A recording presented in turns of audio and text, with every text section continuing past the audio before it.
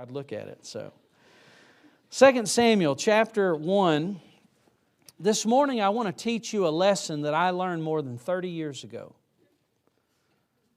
It was a lesson that I learned from a man named Charles Keene. At the time he was a pastor of First Baptist Church in Milford, Ohio.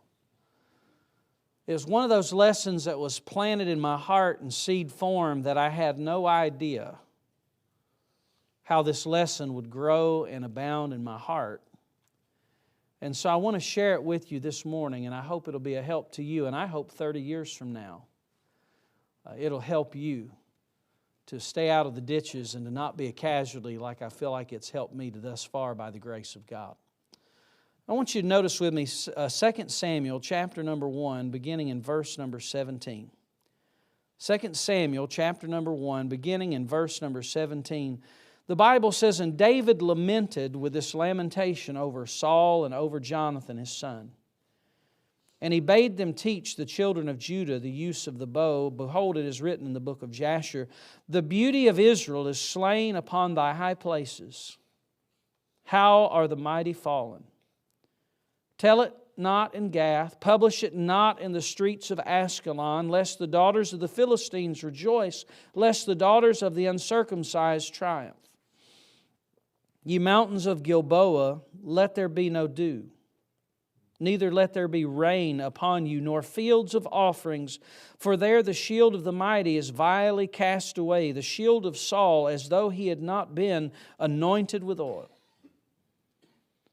From the blood of the slain and from the fat of the mighty, the bow of Jonathan turned not back, and the sword of Saul returned not empty. Saul and Jonathan were lovely and pleasant in their lives, and in their death they were not divided. They were swifter than eagles. They were stronger than lions. Ye daughters of Israel, weep over Saul, who clothed you in scarlet and with other delights, who put on ornaments of gold upon your apparel. How are the mighty fallen in the midst of the battle? O Jonathan, thou wast slain in thine high places. I am distressed for thee, my brother Jonathan. Very pleasant hast thou been unto me. Thy love to me was wonderful, passing the love of women. How are the mighty fallen, and the weapons of war perished." This morning I want to preach to you a message that I've entitled, Saying a Good Word.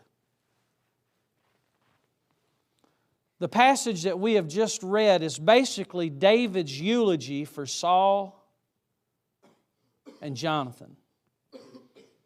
And taking a cursory glance, we just think it to be a nice speech at a funeral. After all, they're all supposed to be that way. But when you understand what happened in the chapters prior to this, and of all people, David is speaking at the eulogy of Saul and David,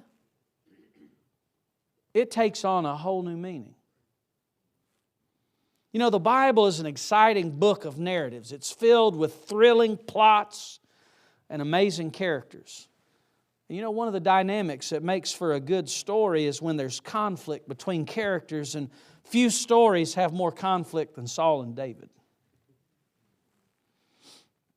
You know, social media sites today often will inquire about the relationship status of its users.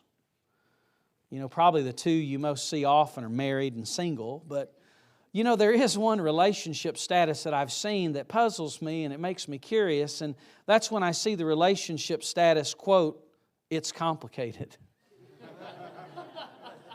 Have you ever seen that before? I'm not sure what that means. It probably means many things to many people, but if there was a relationship status between David and Saul, it would be this: it's complicated. I don't know of a relationship that was more complicated than the one between David and Saul. David is going to be the next king of Israel. He becomes best friends with the current king's son, Jonathan. The relationship was wrecked by jealousy and selfishness and resulted in multiple assassination attempts and Saul and Jonathan's brutal deaths. That's the Cliff Notes of 1 Samuel. And today I want to teach you a lesson that Charles Keene taught me many years ago. You see, the passage that we've just read, it talks about David speaking at Saul's funeral, and I want you to remember this lesson and keep it in mind as we make our way through the passage this morning. What a Christian says about other people not only reveals a lot about that person, but it reveals a lot about that Christian's heart. When you say something about somebody else, it may tell the truth on somebody else, but it will also reveal your own heart.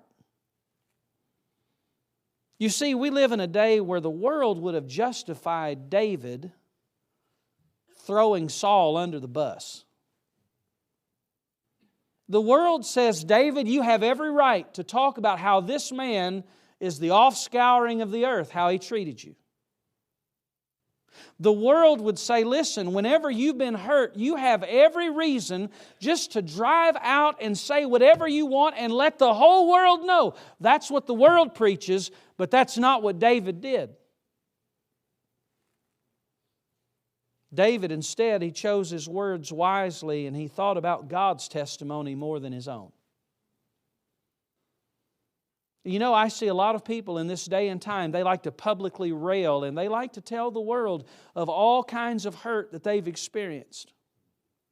Now, I know that I'm being very general here. It's impossible for me to make caveats and cut out carvings here and say, I understand this situation and that. But there's far too much today Christians that are dragging God's name through the mud because they're not being wise and discerning.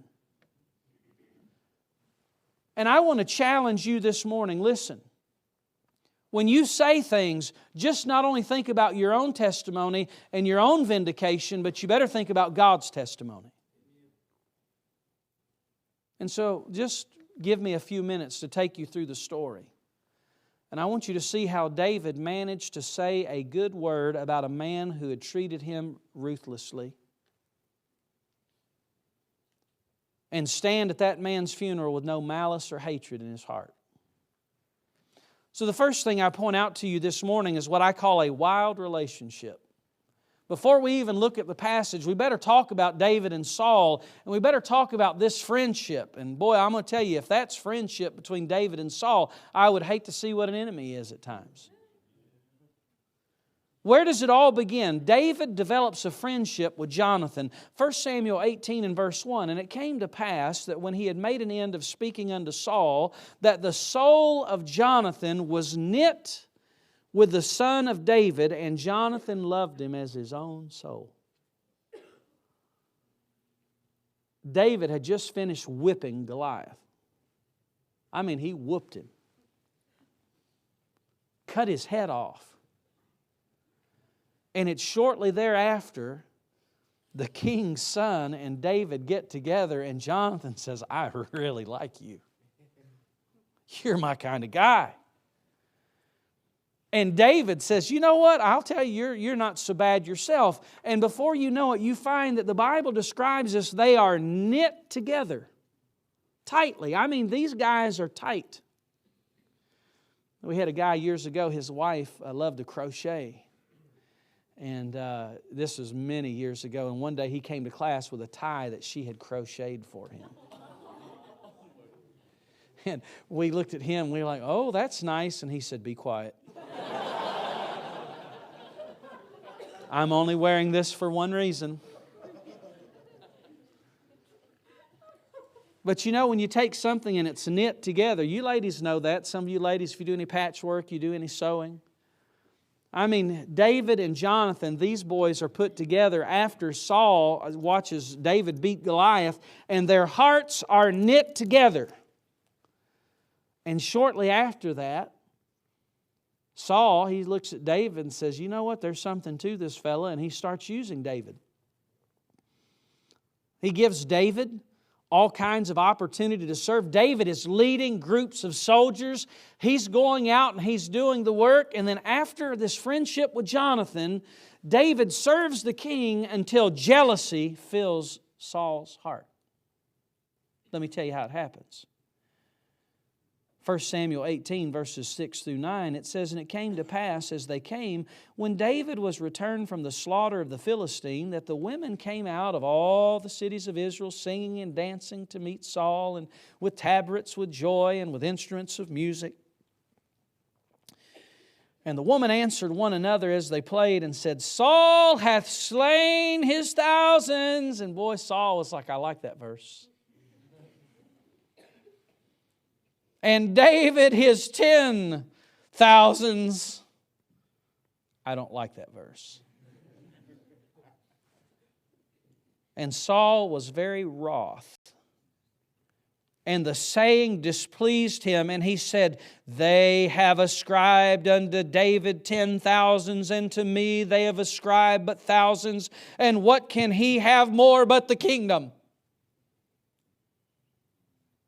What is it that drives a man who is the first king of Israel to act like a child? Jealousy. Envy. And can I tell you, the same thing that motivated the first king of Israel to act like a child is the same thing that can motivate a college student, a faculty member, a Christian to act like a petulant, pouting, immature person.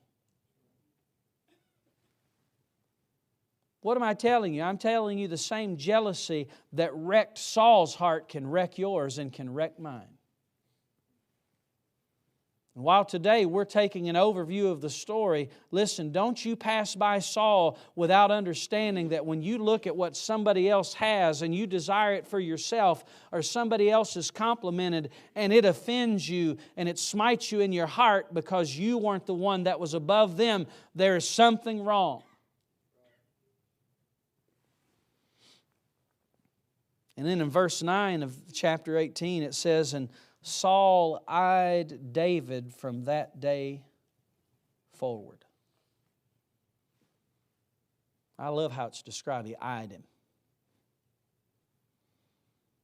I had one of my children growing up, that child would give me the mean look. I'd sometimes ask for it on demand. I'd say, "Give me the mean look." But sometimes you got it naturally. You know, but all of a sudden now Saul's looking at David differently. He's watching his every move. And he's not watching his every move because he has his best interest in mind. He's watching him every move because he's looking for something to feed that jealousy and envy, and eventually he's looking for the opportunity to kill him. It's like whenever I'm at home, when I've been gone for 4 days or so and I come home, my dog Bella, she misses those pickup truck rides.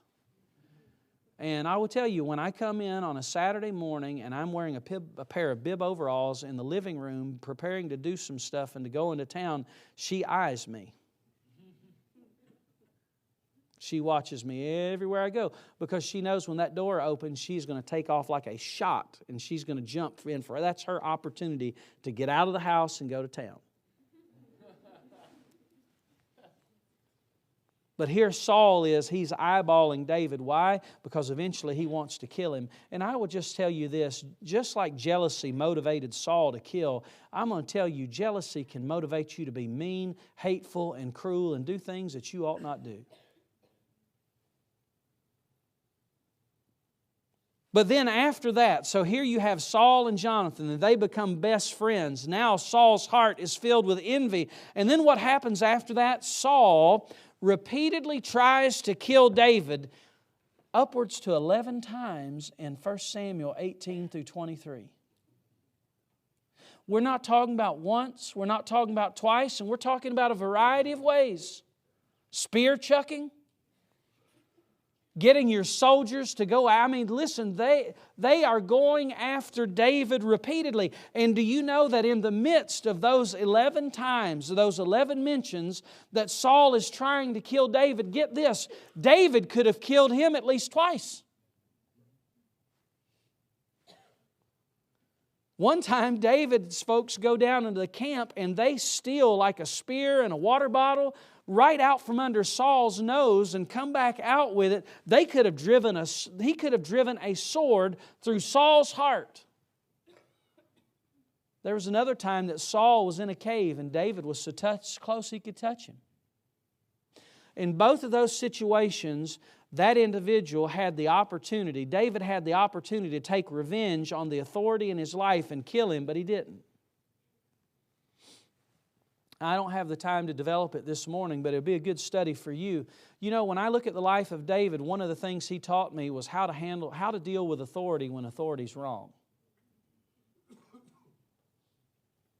If you're looking for a Bible answer for that, you study the life of David. Now, if you don't want the Bible answer, you do what you feel, and you'll get in a mess.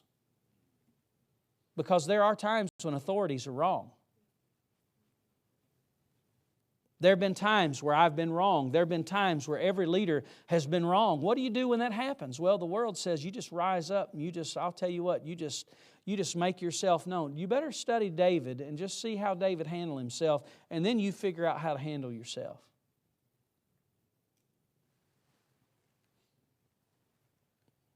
But I'm telling you, that's a wild relationship, don't you think? No, I don't know that anybody's ever tried to kill me. If they have, they just haven't told me, and I'm glad they haven't. But I think we've all experienced a few swords of words and action. Some of you already, you've been in situations where I'm telling you, you're just like, they have treated me so poorly. I'm not here to justify them treating you poorly, but I'm here to tell you, you don't have to let that ruin you all of your life. You know, right now, the worst thing that's going to happen, now I'm saying this sort of tongue-in-cheek because I know some of you have walked through some waters, but compared to the rest of your life, right now, the worst thing that's happening to you is getting short of change in the Walmart drive-thru or the McDonald's drive-thru. Comparatively speaking. Because I'm just telling you, later on, it'll come, and when it comes, it's going to seem like murder to you. And you're going to say to yourself, man, I'm going to tell you what, and you'll want to react, and it's going to be in those types of moments that you got to think about David and Saul. So number one, you have a wild relationship. Number two, I want you to see a wise response.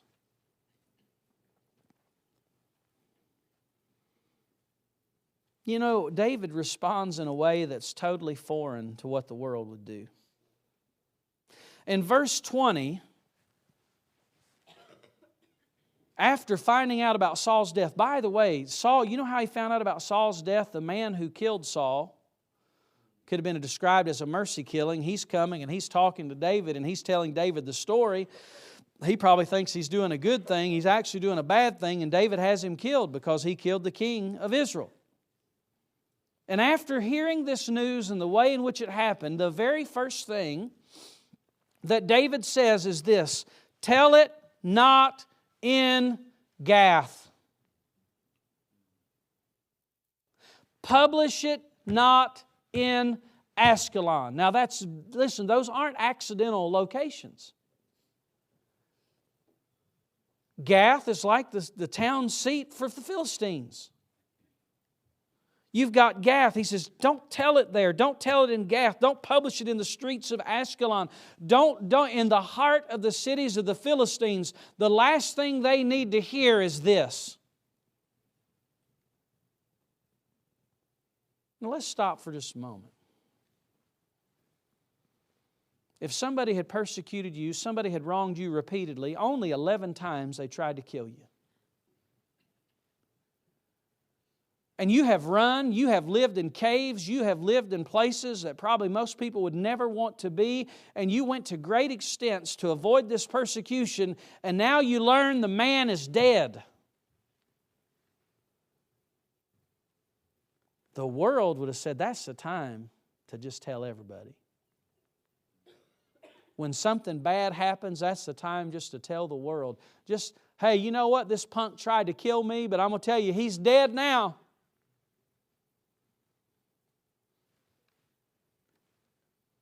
It was a horrible thing.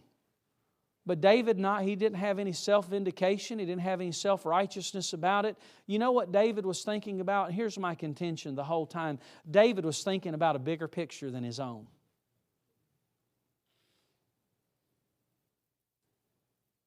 I'm not talking about covering sin. I'm not talking about when something bad happens that you hide it from authorities.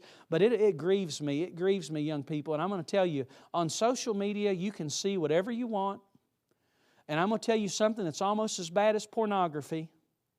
And that's when you get on there and people exalt every flaw, and every time a leader stumbles, every time there's a Christian who makes a mistake, and they give a false portrayal that is what Christianity is, and people shape their view of Christianity based on a group of people who all they can do is talk about everything that's wrong.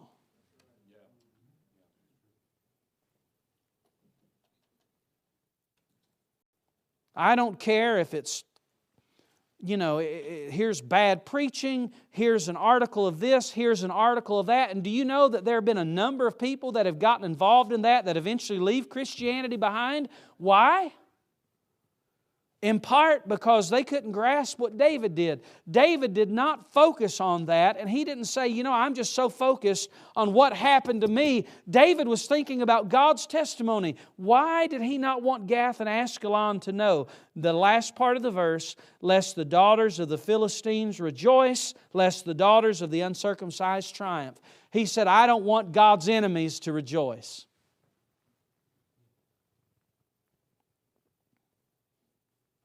There'll be times where you'll be tempted to just tell the world what's happened to you. You know what? I do believe there are times when you sit down with individuals and you've gone through valleys, you can share those valleys and you can help them. But I'm talking about people who just rise up and they say, I'm just going to publish to the world everything that's done to me. I'm going to tell you, that's not only unwise, but I would say it's sinful in many regards. Instead of doing what some of us would have felt like doing, the Bible tells us that David said, don't declare it. He said, no declaration. He said, don't go out of here and tell everybody about this, because he said, I don't want the enemy of God to rejoice. And not only did David say no declaration, he said no celebration. He said, listen, let on the mountains be there no dew. He said no offerings. Why? Because this has happened and it's not a time of celebration. Can I tell you, if a Christian celebrates over the death of anybody, I don't know, I'm hard-pressed to think of an example where that would be good any way you look at it. But I'm telling you, there's some people, they're like, well, he's better off dead, or, well, I'll tell you, I'm glad he's gone. That may sound good to you, but it has to grieve the Lord. If anybody could have said that, David could have, but he said no declaration, no celebration. That was a wise response. Can I tell you guys, whenever you get in a situation that's tight and you suffer great grief at the hands of someone else, listen, be wise in what you say. Don't you immediately declare everything to everybody. You've got to be careful, and you've got to think about the Lord's testimony. Listen, I've been wronged, you've been wronged. And every time I've been wronged, if I publicize that to the world, what does it do? It gives the world perception that Christianity is a bunch of losers. But I'm going to tell you something. I would take Christianity on its worst day more than I would take a life without God on its best.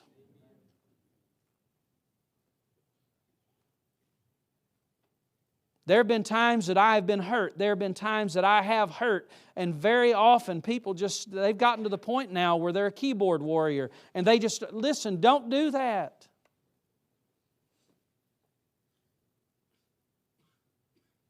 David's to be admired because he said no declaration, he said no celebration.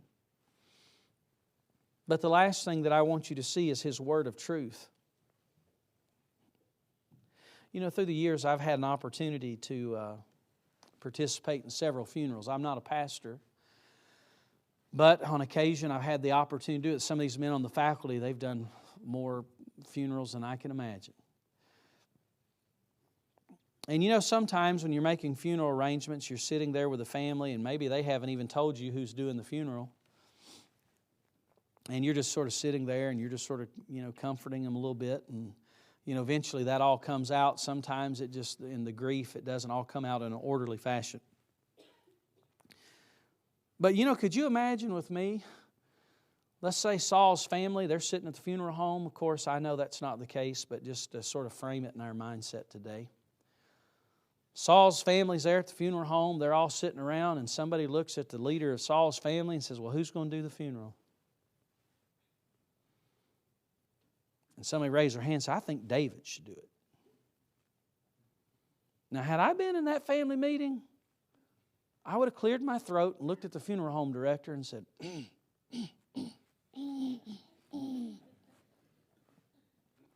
don't think that's a good idea.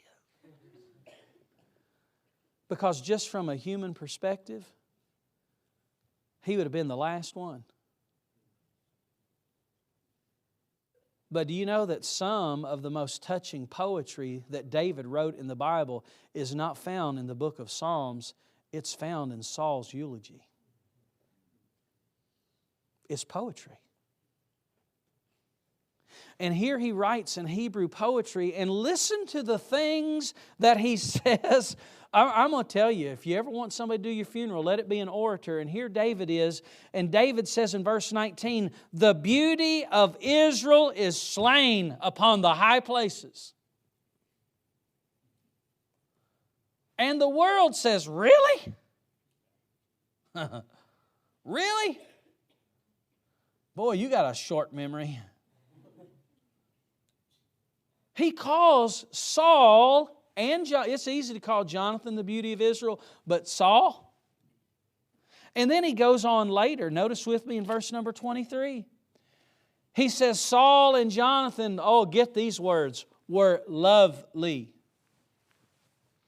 and pleasant. Yeah. You are a big fat liar, is what the world would say. And then he continues on and he says at the end of the verse, they were swifter than eagles and they were stronger than lions. I could have thought of other descriptions that I would have wanted to use. But David depicts them in such a fashion. After all of this happens, he speaks at Saul's funeral, and there's absolutely no malice in his heart. I'm going to tell you why. Because David chose to remember the good and discard the bad and go on. It's a choice.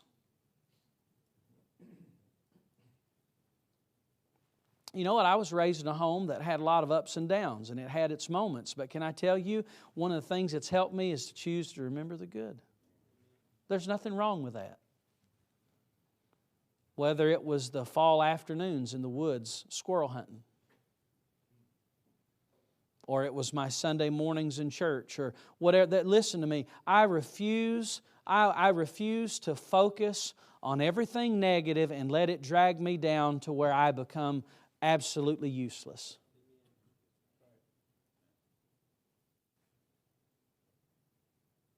And right now would be a good time to make up your mind to make that choice. Because you know what? Sometimes you're going to get in a church situation and it's a mess.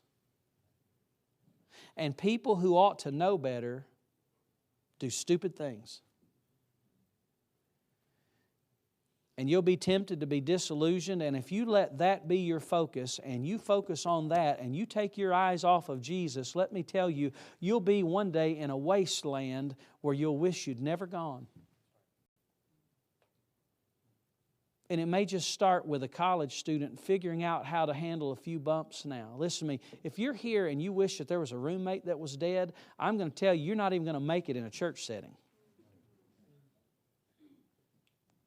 If you come to this point in your life where you are filled with jealousy, you see the success of somebody else and it is wrecking you, you're going to follow in the steps of Saul. Or if you let something eat at you and the only time you can ever talk about something or someone is when it's negative, let me tell you, that not only tells us a lot about that individual, but it tells us a lot about your heart.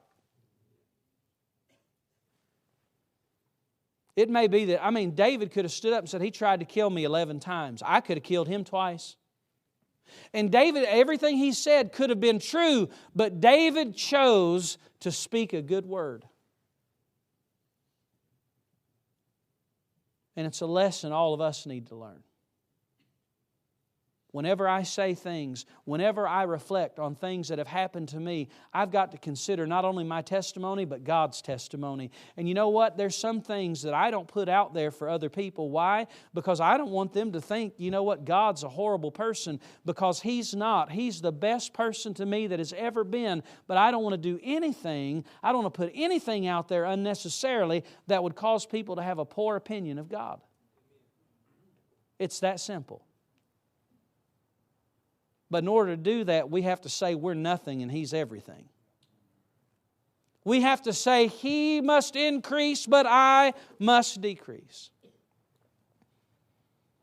You know, in my many years of being a Christian, I've seen many people either walk away from faith or live their entire lives wounded.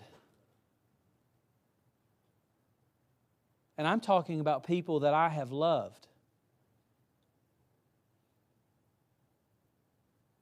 And I think part of the reason is where their focus was at. They came to such a point where they focused on the negativity, the animosity, and it drove them to a point where either they said, I was never a Christian, or they say, you know, that if that's God, right now I'm so disillusioned, I don't want to have anything to do with Him. And I'll tell you, that can happen to anybody in this room, regardless of your age or position. On this platform and pulpit included. And so, my friend, if there's somebody in your life that you can't say a good word about, might they have a problem? I'm sure they do. But just remember, they're not the only one. May God help you to have the spirit of David. Let's bow together in prayer.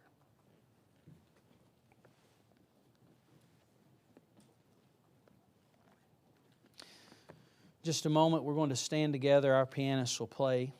I think the message has been pretty plain. I want you to think right now in your life, are there people that you mention their names, and I mean it rises up within you. I'm not saying that they have not done you wrong. I'm not saying that individual's right. But I'm just saying there's something boiling in your heart that's not good. How about taking the wood off that fire? Saying a good word. David, in the midst of a bad situation, still managed to say a good word. And you can too. Our Father, as we close this chapel time today, I pray that You'll help us to bridle our tongues and our emotions, our hearts. Lord, as I preach this today, reflected on it this morning, there's so many times I've had to be challenged in this area myself. Even just recently, I went to Brother Comfort and confiding in him, he reminded me of something he taught me many years ago: no attack, no defense. Father, I pray that our focus would be on the Lord Jesus.